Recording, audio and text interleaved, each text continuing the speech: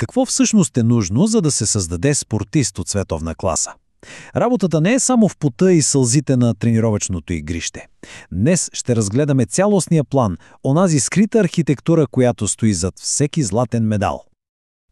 Това е вечният въпрос, нали така? Дали шампионите се раждат с някаква дарба или пък се изковават чрез безкрайни часове работа?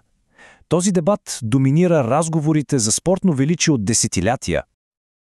Истината, оказва се, е доста по-сложна и много по-интересна. Не е просто едното или другото. Успехът зависи от една цяла взаимосвързана система от 4 ключови фактора, които трябва да работят в пълен синхрон. Хайде да се потопим в този план. Нека си представим, че изграждаме спортист, буквално от нулата. Всяка сграда, както знаем, се нуждае от здрава основа. В нашия случай това е първия фактор – наследствената генетична основа, която често наричаме просто талант. На научен език говорим за генотипни фактори. Това са, така да се каже, заложените данни, картите, които всеки получава при раждането си. Те определят тавана на възможностите, онази естествена отправна точка за всеки бъдещ спортист. Талантът обаче не е някакво мистично понятие. Всъщност, той може да бъде разделен на 3 съвсем конкретни и измерими категории. Точно те са ключови при селекцията на спортисти. Нека ги разгледаме.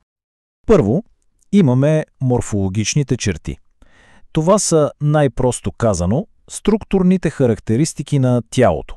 Например, високият ръст при баскетболистите или леката конструкция при маратонците. Това са онези очевидни физически предимства, които природата дава. Следва двигателят, моторните черти. Тук вече става дума за наследствения капацитет на организма. Например, съотношението на бързи мускулни влакна, които са абсолютно ключови за спринтьорите, спрямо бавните, които пък са важни за атлетите, изискващи издръжливост, това е нещо, с което просто се раждаш. И накрая, но абсолютно не на последно място по важност, умствената нагласа. Психологическите черти. Това са вродните качества, като способността за концентрация под напрежение, емоционалната стабилност и волята за победа. Това е, така да се каже, вътрешния софтуер на шампиона. Добре, значи имаме суровината. Обаче дори най-добрият мрамор няма да се превърне в скулптура от само себе си. Нали? Сега преминаваме към активния процес на оформяне и развиване на този потенциал. И тук вече на сцената излизат фенотипните фактори. Това са всички онези придобити качества, абсолютно всичко, което се развива чрез тренировки, опит и външни влияния. Точно тук суровият талант се превръща в изящно умение. И тук стигаме до един абсолютно ключов момент, подчертан директно в изходния материал. Фенотипният е най-важният основен фактор в системата на спортна подготовка. С други думи, макар генетиката да дава основата, именно процесът на развитие е този, който има най-голяма тежест. А как точно се развиват тези придобити качества? Чрез 3 основни канала, които работят заедно. Самият тренировъчен процес, реалният опит от състезанията и всички останали извън тренировъчни въздействия, които оформят спортиста. Продължаваме напред с нашата метафора. Значи, имаме суровината и знаем как да я обработим. Обаче, за тази цел са нужни инструменти и, разбира се, подходяща работилница. Това ни води до третия фактор. Това са материално-техническите фактори. На практика всичко свързано с физическата среда и инфраструктурата, която подкрепя спортиста. Защото без правилните инструменти и среда, дори най-големият талант и най-усърдната работа могат да се окажат недостатъчни. И тук говорим за наистина огромен обхват. От модерни спортни съоръжения и стабилно финансиране, чак до основни неща като качествена храна и адекватна почивка. Всичко това е част от голямото уравнение. И така, имаме суровина, имаме процес на изграждане и имаме инструменти. Какво липсва? Липсват майсторите, които да ръководят всичко и, разбира се, стратегията, която те следват. Това е последния, 4-ти фактор.